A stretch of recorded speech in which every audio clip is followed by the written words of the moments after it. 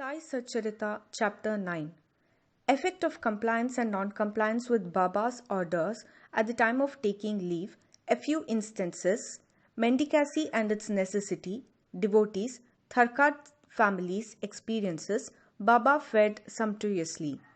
At the end of the last chapter, it was briefly stated that the Bhaktas who obeyed Baba's orders at the time of taking leave fared well, and those who disobeyed them suffered many a mishap. This statement will be amplified and illustrated with a few striking instances and by other matters dealt with in this chapter. Characteristic of Shirdi pilgrimage.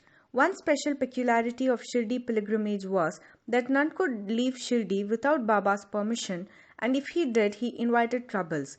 But if anyone who was asked to quit Shirdi, he could stay there no longer. Baba gave certain suggestions or hints when devotees went to bid goodbye and take leave. These suggestions had to be followed. If they were not followed or were departed from, accidents were sure to befall them. We give them below a few instances. Tatya Kote Patil. Tatya Kote was once going in a tonga to Kopargaon Bazaar. He came in haste to the masjid, saluted Baba and said that he would go to Kopargaon Bazaar.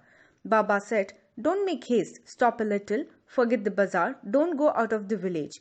On seeing his anxiousness to go, Baba asked him to take Shama, Madhavrao Deshpande, with him. Not minding this direction, Tatya Kote immediately drove off his tonga. Of the two horses, one which cost ₹300 was very active and restless. After passing Savli Vihir, it began to run rashly, got a sprain in its waist and fell down. Tatya was not much hurt but was reminded of Mother Sai's direction. On another occasion, while proceeding to Kolhar village, he disregarded Baba's direction and drove in a tonga which met with a similar accident. European gentleman. One European gentleman of Mumbai once came to Shirdi with an introductory note from Nana Sahib Chandorkar and with some object in view. He was comfortably accommodated in a tent. He wanted to kneel before Baba and kiss his hand. Therefore, he tried thrice to step into the masjid, but Baba prevented him from doing so. He was asked to sit in the open courtyard below and take Baba's darshan from there. Not pleased with the reception he got, he wanted to leave Shirdi at once and came to bid goodbye. Baba asked him to go the next day and not to hurry. People also requested him to abide by Baba's instructions. Not listening to all this, he left Shirdi in a tonga.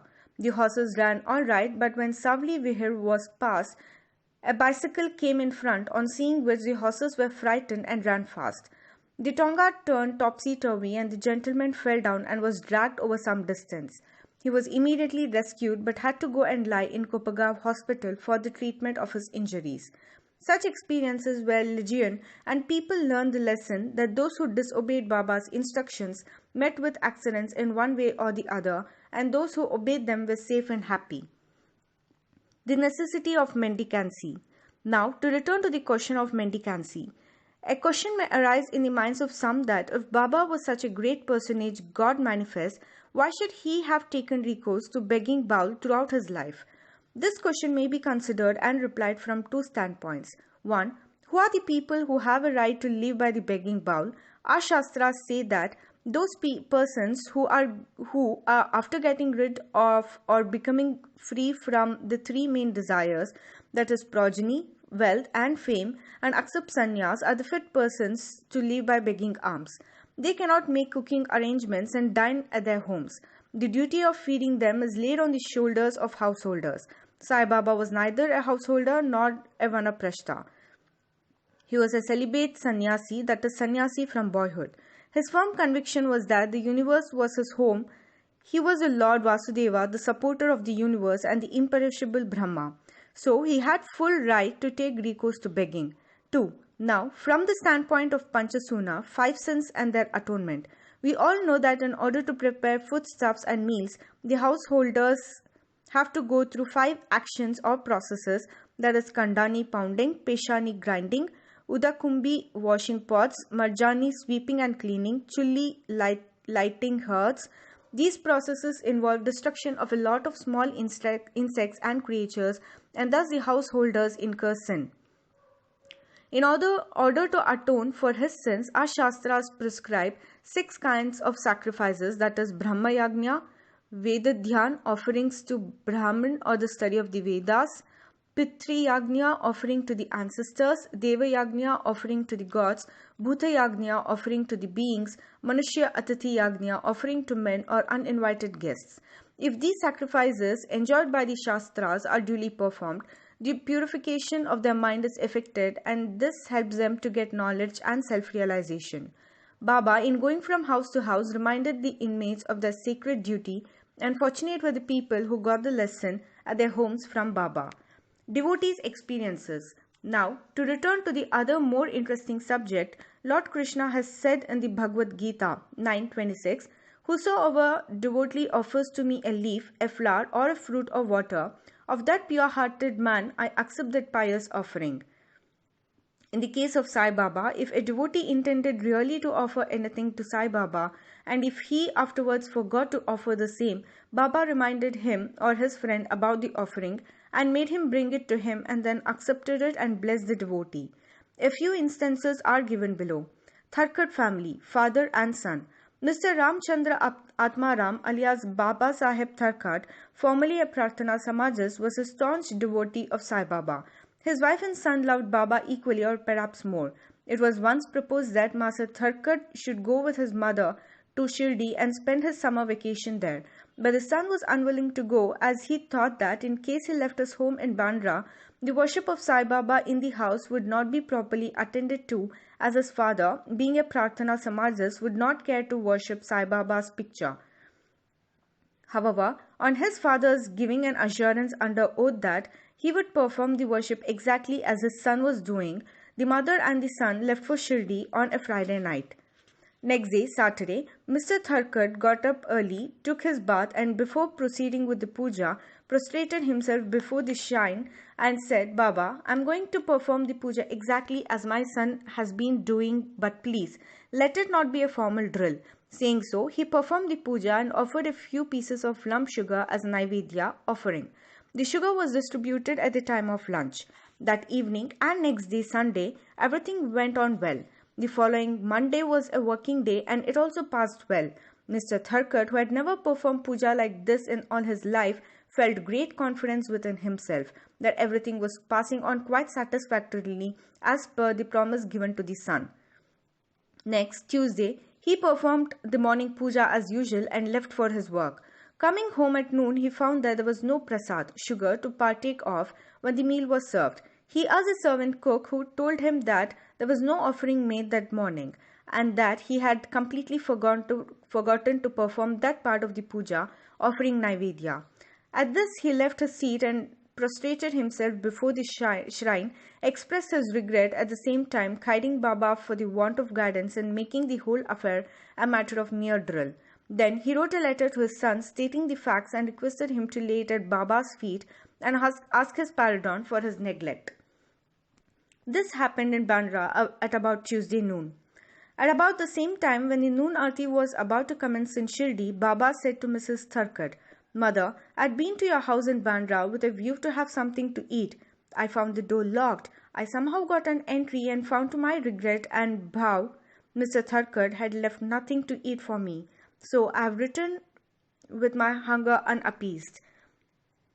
The lady did not understand this, but the son, who was close by, understood the whole thing, that there was something wrong with the puja in Bandra, and he therefore requested Baba to permit him to go home. Baba refused this, but allowed him to perform puja there.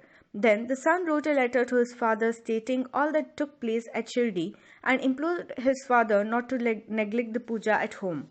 Both these letters crossed each other and were delivered to the respective parties the next day. Is this not wonderful? Mrs. Tharkar. Let us now take up the case of Mrs. Tharkar herself.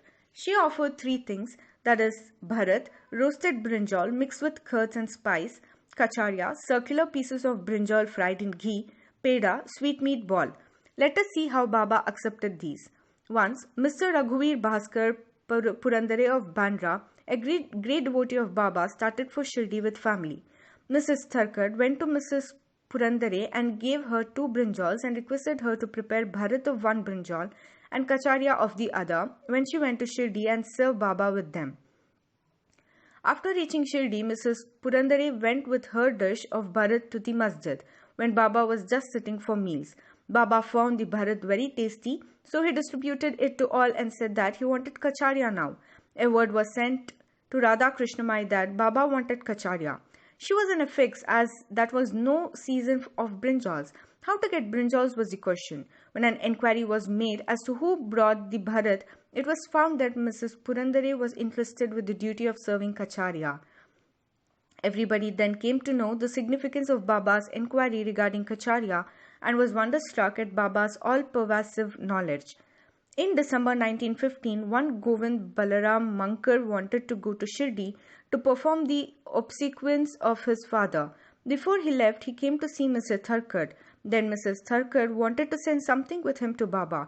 She searched the whole house but found nothing except a peda which had already been offered as Naivedya. The boy Govind was in mourning. Out of great devotion to Baba, she sent the peda with him, hoping that Baba would accept and eat it. Govind went to Shirdi and saw Baba but forgot to take the peda with him. Baba simply waited. When again he went to Baba in the afternoon, he went empty-handed without the peda. Baba could wait no longer and did ask him straight, "What did you bring to me?" "Nothing," was the reply. Baba again asked him. The same reply came forth again. Then Baba asked him the question, "Did the mother, Mrs. Tharkar, give some sweetmeat to you for me at the time of your starting?" The boy then remembered the whole thing. He felt abashed, asked Baba's pardon, ran to his lodging, brought the peda and gave it to Baba. As soon as Baba got it in his hand, he put it into his mouth and gulped it down. Thus, the devotion of Mrs. Tharkar was recognized and accepted. As men believe in me, so do I accept them. Gita 4:11 was proved in this case. Baba fed sumptuously how? Once, Mrs. Tharkar was staying in a certain house in Shirdi. At noon, meals were ready and being served when a hungry dog turned up there and began to bark.